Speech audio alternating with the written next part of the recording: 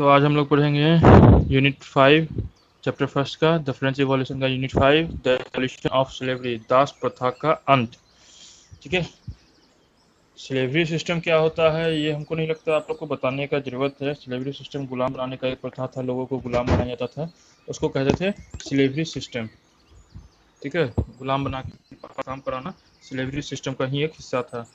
कम पैसे देना या फिर ना के बराबर पैसा देना, तो ये लोग होता था स्लेवरी सिस्टम। आगे इसमें लिखा है one of the revolutionary social reform of the Jacobin regime was the abolition of slavery in French colonies।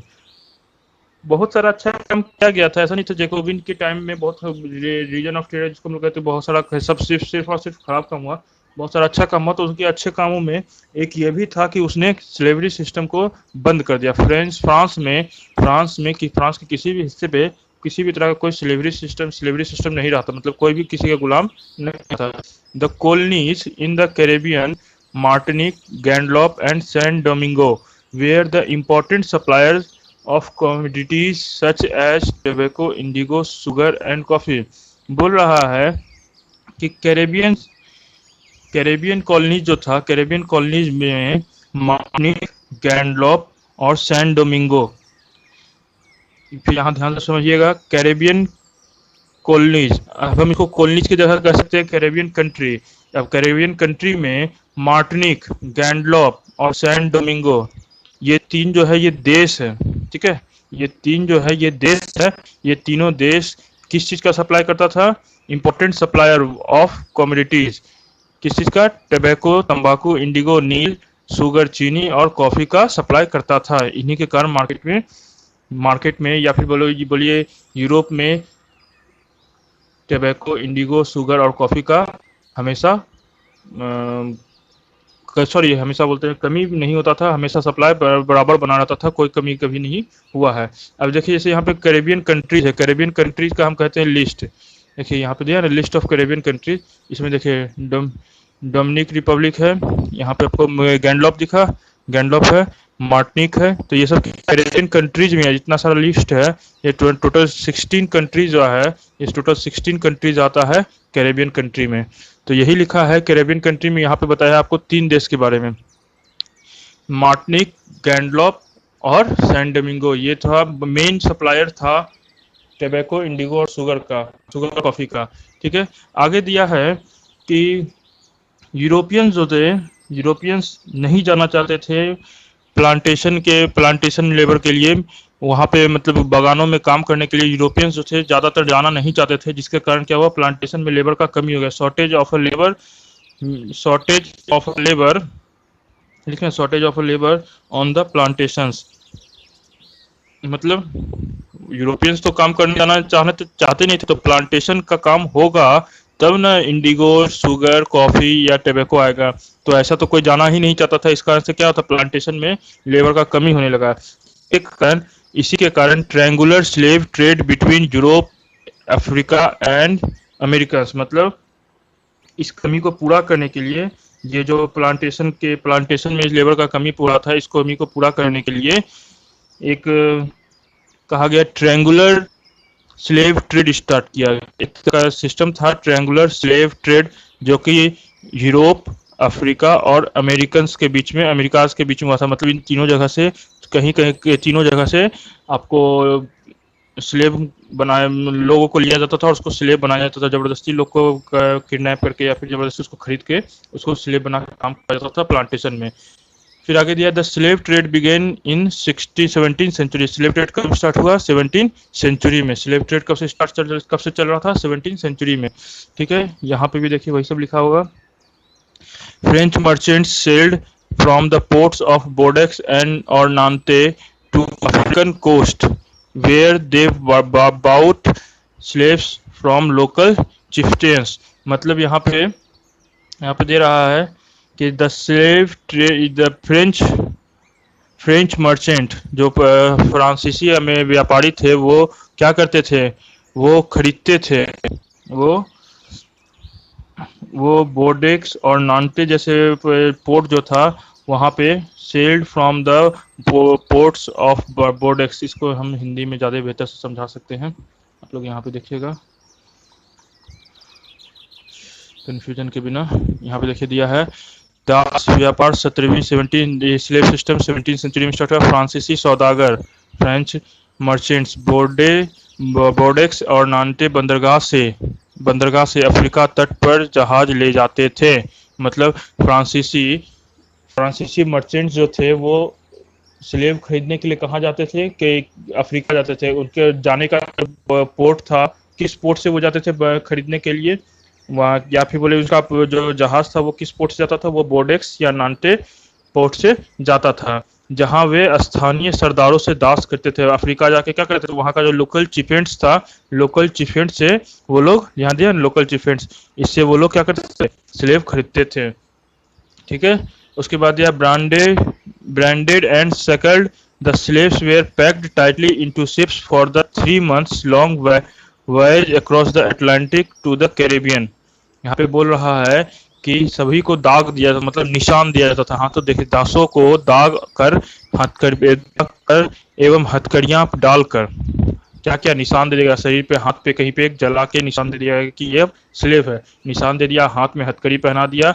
और अटलांटिक महासागर अटलांटिक ओशियन के पार कैरेबियाई देशों तक 3 माह की लंबी समुद्री यात्रा के लिए जहाजों में ठूस देता। मतलब जहाज में जबरदस्ती सबको, सब जितना भी स्लेव था सबको पहले की दाग दिया गया, निशान दे दिया गया कि यहाँ स्लेव है। उसके बाद सबको हथकड़ी पहना दिया गया और सबको जबरदस्ती जहाज में ठूस दिया गया। और उसके बाद वहां से वो लोग चलता था। और जर्नी कितने महीने का होता था? 3 महीने का लगातार जर्नी होता था। ठीक है। 3 महीने के बाद वो पहुंचते थे, ये किसको पार करके, अटलांटिक ओशियन को पार करके कैरेबियन कंट्री में पहुंचते थे। अटलांटिक ओशियन को पार करके कैरेबियाई कंट्री में पहुंचते थे, लेकिन पहुंचा अफ्रीका से कैरेबियाई कंट्री पहुंचने में 3 महीना का समय लगता था। वहां उन्हें बगान मालिकों को भेजा था। वहां पे जो प्लांटेशन का जो ओनर था, there they were sold to plantation owner. वहां पे क्या किया जाता, कैरेबियन पहुंच के वहां पे प्लांटेशन ओनर को उनको बेचा जाता था। Exploitation of slave labour made it possible to meet growing demand in European markets of for sugar, coffee and indigo। बोल रहा अगर स्लेव ट्रेड नहीं होता, अगर गुलाम नहीं मिलता, गुलाम से मजदूरी नहीं कराया जाता, गुलाम नहीं बनाया जाता, स्लेव नहीं किया जाता, स्लेव सिस्टम नहीं होता, तो यूरोपियन मार्केट में शुगर, कॉफी और इंडिगो का बहुत ज़्यादा कमी होता। लेकिन चूंकि ये लोग के पास स्लेव था तो इसलिए यूरोपियन मार्केट में शुगर, कॉफी और इंडिगो का कभी कमी नहीं हुआ। Port city like Bordeaux and Nantes were on their economic prosperity to the flourish slave trade. बोला गया है फ्रांस में बोर्डेक्स और नान्टे जो था, ये बंदरगाह सबसे ज्यादा फेमस क्यों हुआ? इस पोर्ट को ज्यादा फेमस होने के लिए क्योंकि वहां पे स्लेव ट्रेड होता था। स्लेव ट्रेड के कारण ये इकोनॉमिक प्रोस्पेरिटी बन गया, मतलब एक बहुत बड़ा शहर बन गया। देखिए यहाँ पे लिखा होगा कि बोर्डेक्स और नान्ते जैसे बंदरगाह फलते फूलते दास व्यापार के कारण ही समृद्ध नगर बन पाए। मतलब बोर्डेक्स और नान्ते पहले था पोर्ट, आज के समय में वो क्या बन गया है? वो पहले था ये दोनों चीज, पोर्ट बंदरगाह था, आज के समय में ये बन गया है एक सिटी, एक शहर बन गया है, एक टाउन बन गया है। आज के शहर बनने का या टाउन बनने का रीजन क्या था? वो था स्लेव ट्रेड के कारण ही ये बन पाया। फिर आते हैं आगे,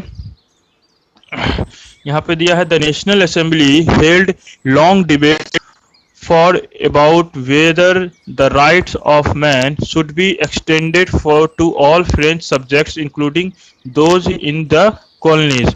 यहाँ पे भी लिखा होगा द नेशनल असेंबली हेल्ड, मतलब यहाँ पे बोलना चाह रहा है कि नेशनल असेंबली में बहुत लंबा डिस्कशन हुआ, बहस चला, डिबेट चला, जिसमें कि बोला गया कि राइट्स जो दिया गया राइट ऑफ मैन, जितना भी लोग को राइट्स दिया गया है वो उसको बढ़ाना चाहिए। और बढ़ा के वो फ्रांस में रहने वाले जितने भी नागरिक हैं, फ्रांस में रहने वाले जितने भी नागरिक हैं, सभी को वो अधिकार मिलना चाहिए। अगर वो सभी को अधिकार मिलते हैं तो वहां से वो क्या होगा, स्लेव सिस्टम खत्म हो जाएगा। तो ऐसा तो वो लोग नहीं चाहता था, जो मर्चेंट्स था वैसा नहीं चाहता था। बट देखो यहाँ पे लिखा है all French subjects including those colonies, मतलब फ्रांस का जो छोटा छोटा देश था, सब जगह पे लोग को राइट ऑफ मैन, राइट्स मिलना चाहिए था कि अपने हिसाब से वो जी सके। राइट टू फ्रीडम दिया गया था कॉन्स्टिट्यूशन में, तो फ्रांस के कॉन्स्टिट्यूशन में, तो उसके हिसाब से बोला कि सभी फ्रांस का जितना भी छोटा बड़ा देश है सभी जगह पे फ्रीडम मिलना चाहिए। तो लेकिन ये बात को पास नहीं होने दिया, but it did not pass any law, लेकिन वो कानून नहीं बनाया, फियरिंग, डर के कारण। किस चीज का डर?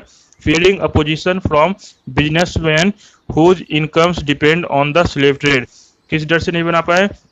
वैसा बिजनेसमैन जिसका कि इनकम आता था स्लेव ट्रेड से, वो लोग क्या किया, वो लोग ऐसा कोई कानून बनने ही नहीं दिया कि स्लेव को बंद किया जा सके। यहाँ ध्यान समझना कि नेशनल असेंबली में सिर्फ नॉर्मल आदमी नहीं, अमीर आदमी ही बैठता, ज्यादातर तो अमीर आदमी में बैठता था।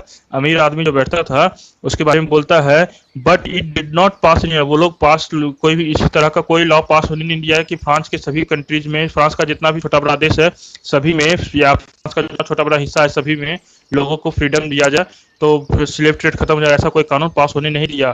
फेयरिंग अपोजिशन, कौन नहीं होने दिया? बिजनेसमैन, और वो बिजनेसमैन हुज इनकम डिपेंड, जिसका इनकम डिपेंड करता था स्लेव ट्रेड, दास व्यापार, स्लेव ट्रेड से ही लोग गुलाम खरीदने और बेचने के कारण ही उन लोग का इनकम होता था। It was finally the convention which in 1794 legislated to free all slaves in French overseas possessions। Finally convention जो था, नया नेशनल असेंबली का नया नाम जो था कन्वेंशन, वो क्या क्या 1794 में वो जितना भी फ्रांस के दूसरे देशों में, फ्रांस के जो सिटीजन्स थे वो दूसरे देशों में गए हुए थे गुलाम बना के, बोला गया सभी को आज़ाद किया जाएगा, सभी अब आज़ाद है, कोई भी किसी भी तरह का स्लेव नहीं है, किसी का गुलाम नहीं, सभी आज़ाद है। ये कब क्या पास किया गया? 1794 में। लेकिन ये ज़्यादा टाइम के लिए नहीं रहा। 1794 में इंट्रोड्यूस किए कन्वेंशन के द्वारा ये पास किया गया, ये कानून बनाया गया कि अब स्लेव ट्रेड नहीं होगा फ्रांस में, और जो स्लेव है वो अब स्लेव नहीं रहा, वो अब फ्री है। फिर लिखा है this however turned out to be a short term measure. ये ज्यादा दिन के लिए नहीं चला, 10 साल, बस 10 साल, 10 ईयर्स लेटर, 10 साल जैसे ही पूरा हुआ 1794 से 1840 हुआ, नेपोलियन री इंट्रोड्यूस स्लेवरी, नेपोलियन वापस आके री इंट्रोड्यूस किया स्लेवरी सिस्टम को। Plantation owners understood their freedom as including the rights to enslave African Negroes in pursuit of their economic interest। Slavery was finally abolished in France। अभी पहले यहाँ पे इतना सब समझा देते हैं। अफ्रीकन निग्रो, ये जो था नेपोलियन, 10 साल पूरा हुआ 1794 में, जो कन्वेंशन ने कानून बना के बोल दिया कि दास व्यापार, अब सभी दास को मुक्त किया जाता है, जितना भी स्लेव है सबको फ्री कर दिया गया, कोई भी अब स्लेव नहीं रहा। लेकिन ज़्यादा दिन तक नहीं, 10 साल के बाद 1804 में नेपोलियन फिर से इसको री इंट्रोड्यूस कर दिया स्लेवरी सिस्टम को। अब उसके बाद जो था बगान में जितना भी मालिक था, प्लांटेशन ऑनर्स जो था, अपने स्वार्थ के लिए, अपने इकोनॉमिकल फायदा के लिए अफ्रीका के निगरो लोगों को गुलाम बनाने के लिए स्वतंत्रता मिल गई। ये जैसे री इंट्रोड्यूस किया नेपोलियन, री इंट्रोड्यूस करते के साथ ही जितना भी फ्रांस में प्लांटेशन ऑनर्स था, प्लांटेशन ऑनर वो अफ्रीका के लोग को खरीदने के लिए फ्री हो गए। निग्रो को देखो क्या लिखा, a term used to indigenous people of Africa south of Sahara, it derogatory term not in common use any longer. मतलब अफ्रीका के सहारा रेगिस्तान के दक्षिण में रहने वाले स्थानीय लोग को कहा जाता था निग्रो, मतलब वहाँ के लोकल लोग, बहुत पुराने लोग। यहाँ लिखा है ना, अफ्रीका में के सहारा रेगिस्तान के दक्षिण में रहने वाले स्थानीय लोगों को कहा जाता था निग्रो। लेकिन निग्रो जो था, ये कहना एक अपमानजनक, ये बहुत ही अपमानजनक शब्द था, जिसका प्रयोग अब प्राय इस्तेमाल नहीं किया जाता, जिसका अब किसी को भी निग्रो नहीं कहा जाता था। वही बोल रहा है, नेपोलियन के री इंट्रोड्यूस स्लेवरी सिस्टम को री इंट्रोड्यूस करने के कारण प्लांटेशन ऑनर्स को आज़ादी मिल गया कि अफ्रीका के निग्रोस को वो फिर से गुलाम बना के अपने हित के लिए काम करवा सके। लेकिन फ्रांस में फाइनली फ्रांस में स्लेवरी सिस्टम कब खत्म हुआ? 1848 में। फाइनली कब खत्म हुआ? 1848 में फ्रांस में स्लेवरी सिस्टम खत्म हुआ। इसके साथ आप लोगों का खत्म हुआ यूनिट 5। कोई कन्फ्यूजन होगा तो पूछ लीजिएगा, हमको तो नहीं लगता भी कोई कन्फ्यूजन होना चाहिए। इसमें भी देखिए वही सब लिखा हुआ था, कोई कन्फ्यूजन होगा पूछिएगा, बताएंगे।